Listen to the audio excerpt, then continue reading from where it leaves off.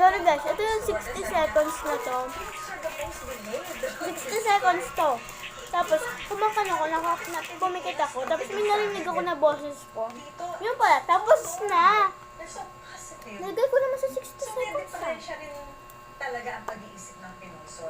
Dapat na Ewan ko. magkaroon ng club. Apa natin to? Nagugutom na. Kasi meron na tao lumalapit sa akin, patago. Oo, may din ako. Nasa-celebrate din kami pag birthday. Ako may kandila. Oo. Ako okay lang yan. So na-inspire sila that time.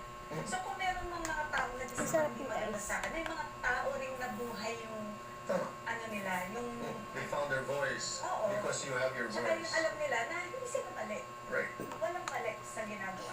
Pero maraming salamat sa pagkakataong ito. At imbitahan natin ang lahat na samahan tayo sa Linet Matias. Yes.